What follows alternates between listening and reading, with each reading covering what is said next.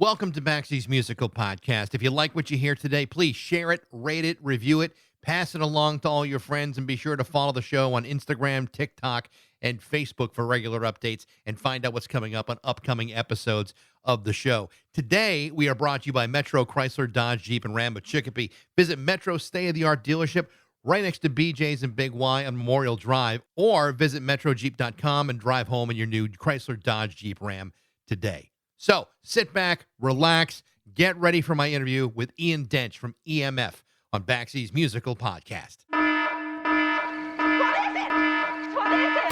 It's Baxy's Musical Podcast.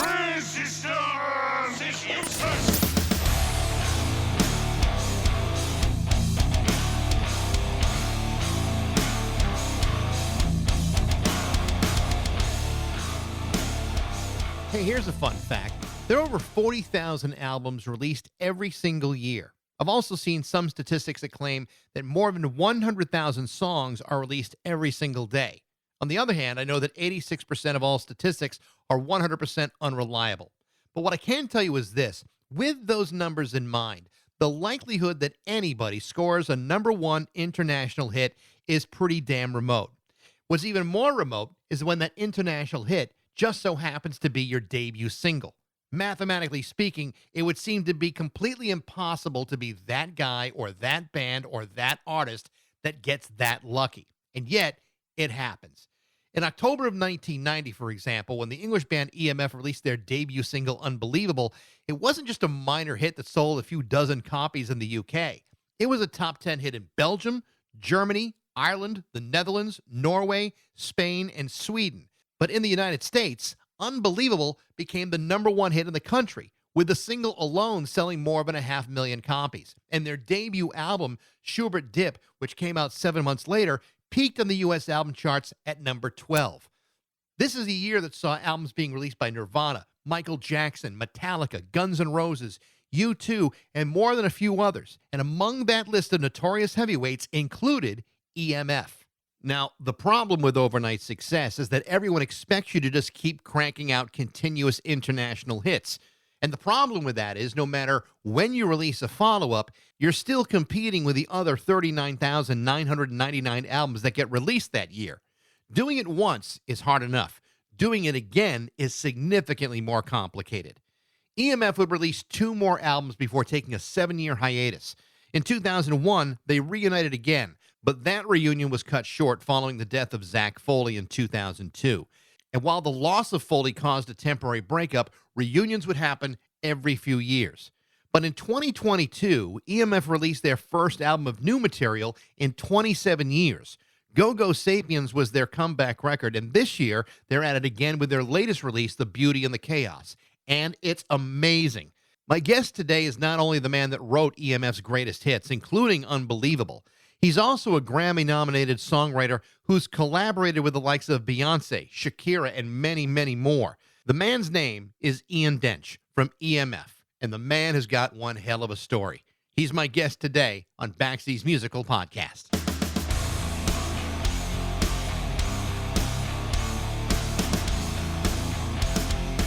Hey, Ian. Hello. How you doing? Mike. I'm really good, thank you. How are you? Very, very good. It's great to have you. Thank you so much. Great to be here. I want to start off right away. I want to throw you a couple of compliments right off the bat here. Go ahead. Go ahead. The first one is, the new record, The Beauty and the Chaos, and even the last one for that matter, does not sound like a band that has ever taken a 27-year break, ever. I mean, it's pretty damn amazing that you guys were apart for that long and then drop these 2 records. They just sound so amazing. Well, that's really a lovely, lovely thing to say. And can I just say, a great way to start an interview. God, no. I mean, James, the singer, and I, the day we met, we just had great chemistry. And we've always had great musical chemistry. And, we have been writing the occasional song over the years. We just get together and write a song and and it was fun. And so, it wasn't like it was suddenly trying to get back on a bike after, you haven't ridden it for 20 years. I just felt like we'd been, doing it. And we played these shows in 2021, I think it was, as the 30th anniversary shows. And when we went out on stage, everybody sang like every word of every song, and we were like, "Whoa!" It was like there's still love out there Yeah. for what's going on, and so we felt we needed to give some love back, and off we went in and wrote. Instead of just writing one song, we just decided to write Well, 10, and then we wrote another 10, and there's more to come, I think. well, I mean, so here's the other compliment I wanted to throw your way. It also doesn't sound like a record that was made by a bunch of guys our age. It doesn't sound that way, and I mean that in the best way possible. You and I are in the same age bracket, Oh, but totally.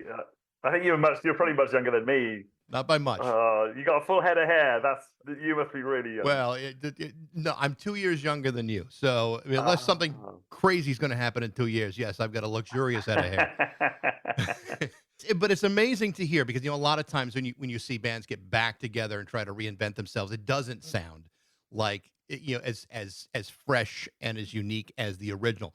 But that is not the case in your case with EMF, because it really does sound like the natural progression of probably what would have happened after 1995. And here you are today in a much more mature but real unique way. I mean, tell me about that, because that's not an easy thing for a lot of musicians to pull off. Oh, God, I can't quite say why that is. I think we've all been making music ever since. I mean, I think music's all in our blood, especially James. I mean, James has been working on his solo career. I mean, and James has become a really great producer. A really, he's developing his songwriting so much. And I just think as a person, he matured. He's got a family, he's got kids, he's been working, teaching music. And I don't know, in a funny way, he's grown up somewhat, I think, because when it all happened, we were all so young. And I think, we found it, I don't want to say it's tough at the top, but it was hard, like all that pressure at that age and trying to navigate the business of music. And how that works with the creativity. And now we don't care about the business of music anymore. It's like we do it because we just want to do it. Right. And the freedom of that is wonderful. The themes of the new record are certainly more mature than themes of a record when you were 27 years old. Obviously. But there's an agelessness to these songs. And I don't know if it's, because James's voice still has that youthful glow to it, but his voice sounds very much the same as it's been for like the last 30 years, which is really good. But ultimately, it's the songs that still drive it home and still keep it very fresh. Tell me about that. I mean, because, my voice doesn't sound the same as it did when I was 25. I don't know. Again, yeah, because some voices really deteriorate, don't they? I mean, over the years. And James, I feel like James might even have improved. It's like he's got more control over it. And, I don't quite know what it is that's given him that. Again, as I say, he's just carried on singing and he loves it, and it's important to him. And I think perhaps more important now and than it's ever been, because it's for the music. And I don't know, Mike, we just sort of did it. It just sort of came together. And the first time round, it just sort of came together, and this time round, it just sort of came together, and it felt like the moment was right. And I think if you do it for those reasons, then it's honest and joyous. And I don't. It's funny because I've been involved in the business of hit making subsequently, Right? Which is about skills and business savvy and marketing and sounds and stuff. And I always understood that it needed heart in it, but it became more and more frustrating because, the sort of heart, the honesty would sort of get bogged down in all the other parts of whether it's got the sound is contemporary, whether it's got the right production on it, whether the right singer's going to be doing it for this market, whatever. Whereas with James, we would write a song because we just felt like we wanted a song, because he's got a great guitar riff, and it would be like, what does that say? And it's, that's about, put your hands in the air and let them bits go. and it's like, that's the sort of freedom. And yeah. So 2 years ago, you guys released your first album in 27 years. Like I said, Go Sapiens. And here you are 2 years later with a brand new record. And I know a lot happened between 95 and 2022. But ultimately, what made you get back together? I mean, obviously playing in front of a crowd and hearing them sing your songs, but what's brought you back together after all that time? Just, I don't know, maybe as you get older, you want to do the good stuff. Because Hmm. you suddenly you start thinking, oh my God, they ain't got that long left. And you cast your mind back to all the good bits of your life. And that was a great moment in life, 1991, when touring the States with a number one record, like that was a very special. Not many people get to do that, and that was a special moment in our lives. And we were like, we want a bit more of that, and let's write some songs and play some more. And just, I don't want to missell it as if we did it because we won a number one record and we want to tour the world, but it is for the people that love the music too. It's like we felt some love out there. We want to give some love back, and we want to feel that connection because that's the good stuff. There's a couple of tracks on the new record that really stood out for me. The first one is the first single, "Hello People," which just it sounds like a perfect track to open up a record, and maybe a perfect song to open up a show, or a great way to reintroduce Yeah. EMF to your audience, and maybe even new people catching you for the very first time. Tell me about that song, because to me it's just a great way to start things off. Well, the song, what a great chorus, right? Hello, people. It's an anthem. I mean, it's really Yeah, got this right. anthemic feel to it.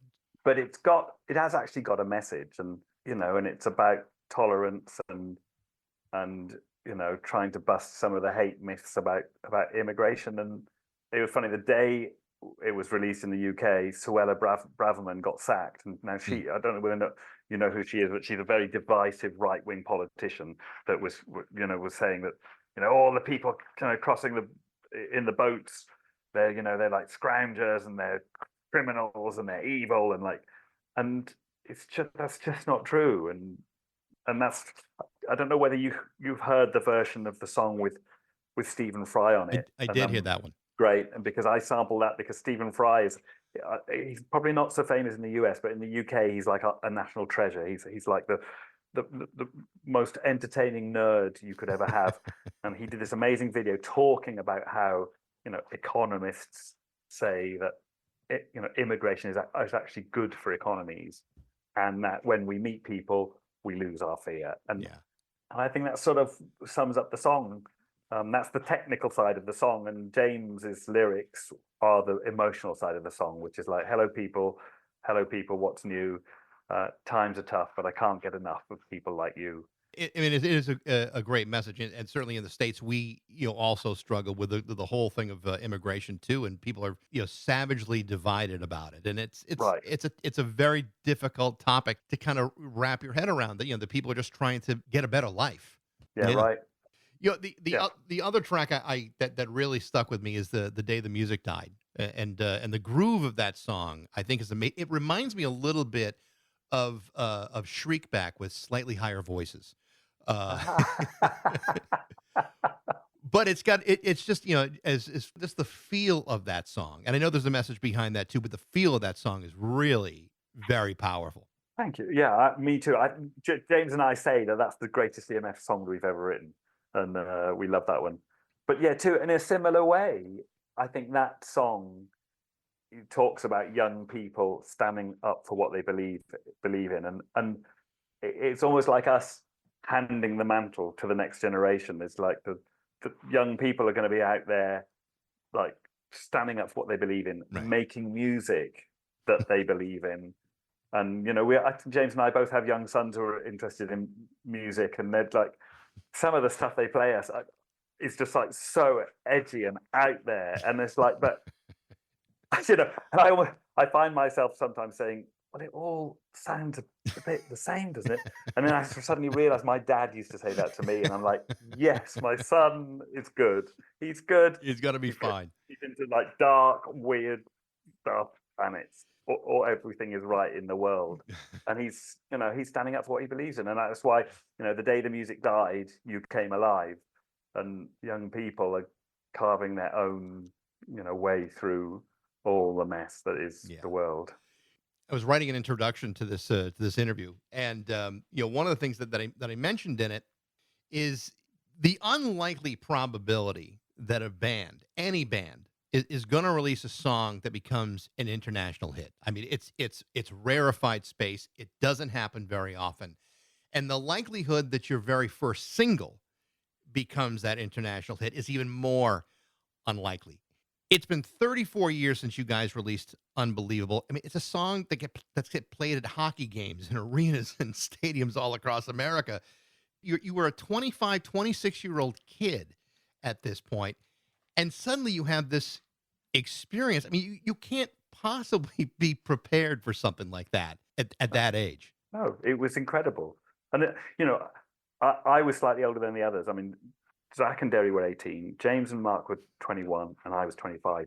And I'd been playing in bands since I was 14, dreaming of like having a hit record and going to America and going on tour. Like, that's the holy grail for young guys in a band. And so it was absolutely incredible. And just, we had a brilliant time. We were young. We all went a bit crazy. And which is kind of like, it's textbook stuff, right? And, and what a privilege to have been through that. I don't know. So few people have been through that. But I must say, I would happily play Unbelievable every single day of my life because of the joy that it brings people still when we play it. There's something about that song that gets people dancing and excited, and to have that as your first experience is remarkable. What's even more incredible about it is if you really put everything into perspective, that same year you had releases from Michael Jackson, Nirvana, Guns N' Roses, U2, Metallica, all releasing these multi-platinum selling records. And in the middle of that, it's you. I mean, I mean, that's just crazy to me to even, comprehend that, here you are, you're a 25-year-old guy, you're playing with guys who are 18 years old, and you're in the middle of that group. I mean, that's amazing to me. Yeah, I mean, exactly right. And it went all the way at number one. It sort of hopped over those people and made it all the way up there. I mean, I couldn't quite believe it. It was like I had to pinch myself. I think we all did. The interesting part about that is, as great as that song was and still is today, it does overshadow some of the other fantastic songs that were on that first record. Children, Long Summer Days, Lies. Those are all great, great songs. Did you at any point feel like a sense of, hey, if you like this one, check out this one? Did you ever feel like it was overshadowing the other things that you were doing? It has rather been, my whole career has been downhill. Really, it's like, I've been trying to write another one of those for a long old time, and I'm quite mad. I mean, I did manage to write another number one record when I wrote "Beautiful Liar" with Beyonce. Yeah, and I went to number one. In fact, Unbelievable was number one in the US and number three in the UK, and Beautiful Lie was number one in the UK and number three in the US. So I feel like somehow that finally, after years, and I know as EMF we were like, you think initially, hey, that was easy, let's have some more of that, and then nothing quite does it, and slowly and I guess that's sort of why we split up in a way, because we felt like perhaps people, they'd had their bit and they were. And they're not interested anymore. And maybe why those gigs 30 years later made me read it. Because I used to think pop was very disposable. So you would, like a record and then you'd like the next one and forget about that one. But that's not true at all. I've realized that, when you're young, and this is true with me, when you're a young person and you listen to music as a teenager or younger or whatever, it goes in forever. It's like, that music is a soundtrack to your life, and all of those people that come to our gigs. I mean, there's such a great EMF community, and they're like, people often say to me, "It's like, oh my god, I danced to that, when I go at university, or and my prom, or and it's like part of everybody's life. I used to listen to that.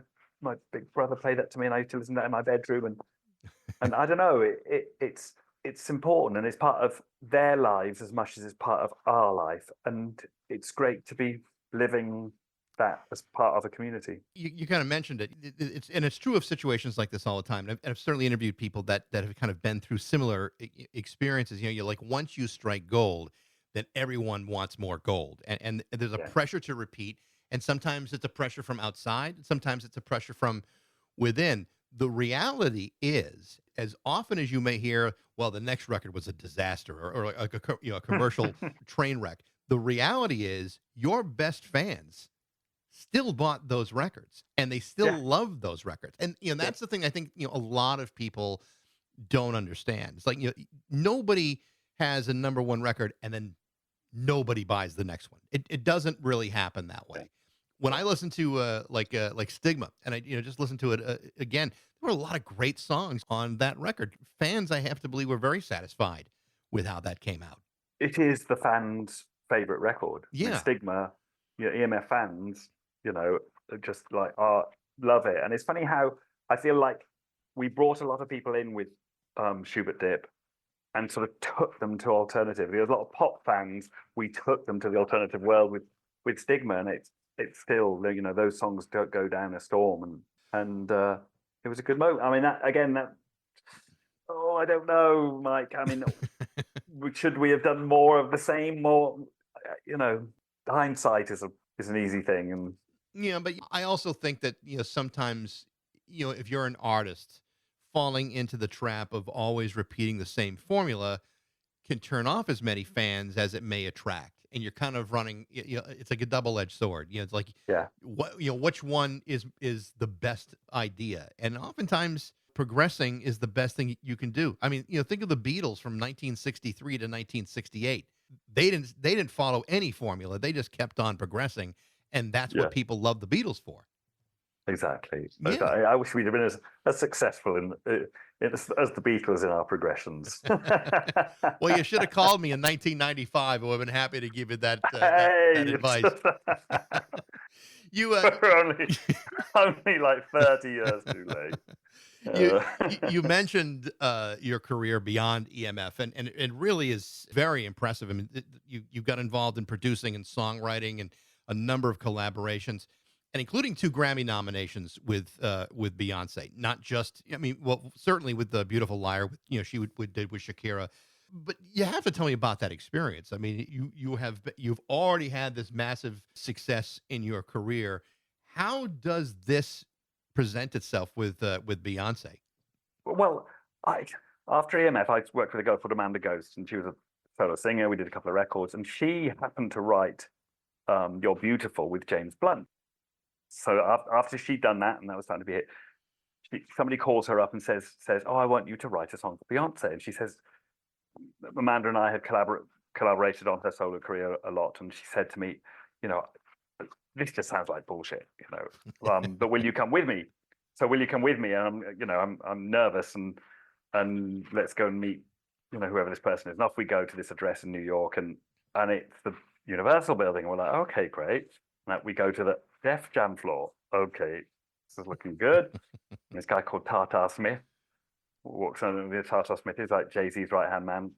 Comes in and says, "Oh, run you. I wanted to meet a couple of people," and in walks Jay-Z and Beyonce, and they're like, "We want you to write a song for Beyonce." And Amanda's like, "Okay, well, this is my friend Ian. He wrote Unbelievable with EMF," and they're like, "We love that song. We want you. You both got to write us a song for Beyonce." And we were like, "Okay, great. Well, we'll get to know you."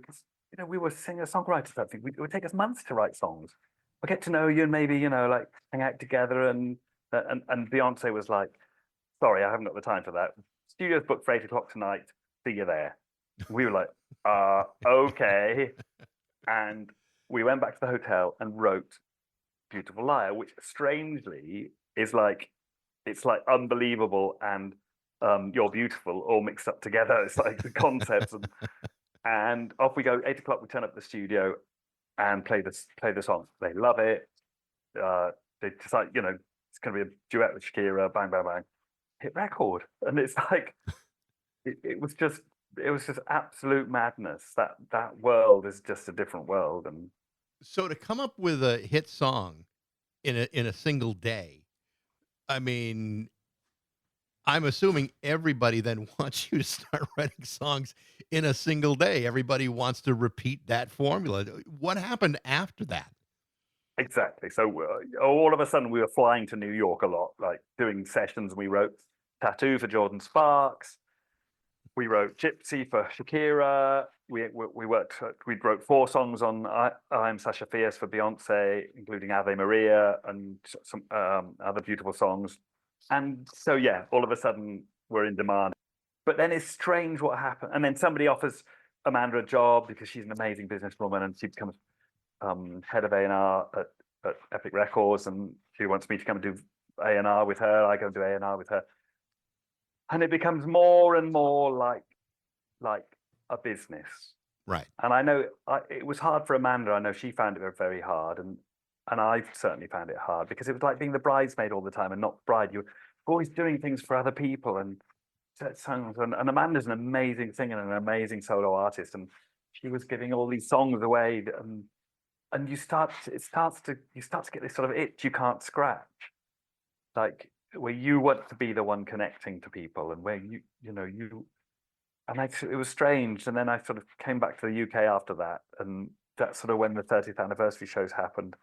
And in a funny way, it wasn't until we got on stage again and James and I started working and writing those songs that it really felt like, oh my God, this is something I love doing for music's sake. It's not because I'm trying to, do all those right permutations to write a hit record and dig all that stuff together and try and, it's because I love doing it, because I love playing my guitar and making it loud with James's synths and his amazing voice and some interesting concept. And certainly the business has changed over the last 5 to 10 years, and certainly since 1995 or 91 or whatever it may be.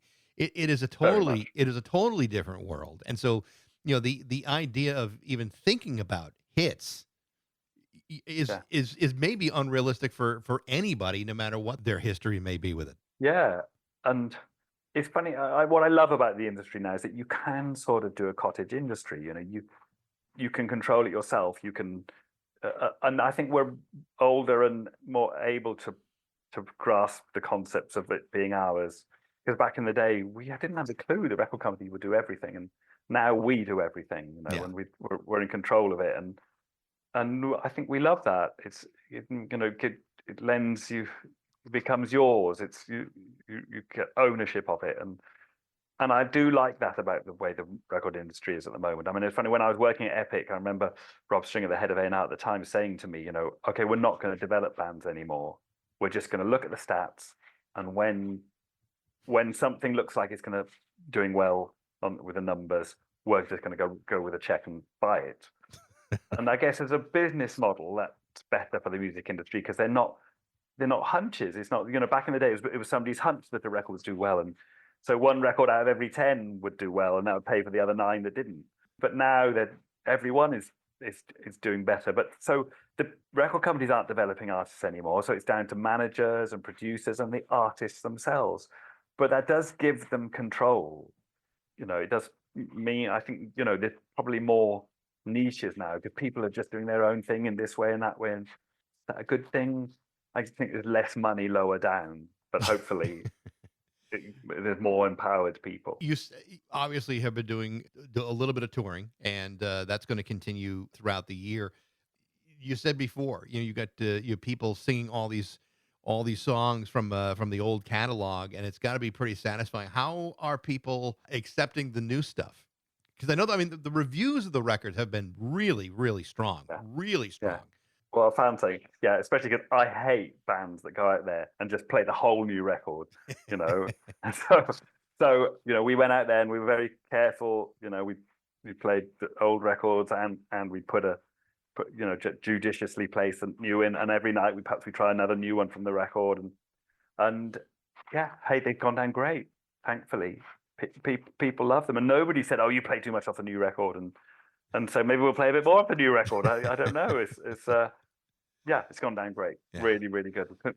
We couldn't be happier. Yeah, it sounds like that what you're facing now, after all this time and playing live and having people rediscover, the music you wrote. It's satisfying for all of you. There's a real sense of gratitude that comes out very, very clear. I think that's wonderful to hear and wonderful to see. Thank you. That it's about the joy of it, and giving and receiving the joy. It's a wonderful thing. It's like going to see live music. It is a wonderful communion between people, and it's just fun. We just have so much fun up there, and I hope that it translates to the audience as well. Ian, I wish you best of luck. The record is wonderful, and it's so good to have you guys back at it again. Best of luck, and it's been a real joy to talk to you today. Thank you, Mike. So great to talk to you too. Looking forward to seeing you. Good to see you, Ian. Thank you very much. The name of the new album from EMF is called Beauty and the Chaos, and it is just great. Thanks for listening. I hope you liked it. If you did, like it, rate it, share it, tell all your friends about it. Be sure to follow us on Instagram, TikTok, and Facebook. You can also email me at bax@rock102.com. I'd love to know what you think. Thanks again to Metro, Chrysler, Dodge, Jeep, Ram, Chicopee, and thanks most of all to you for listening to Baxy's Musical Podcast.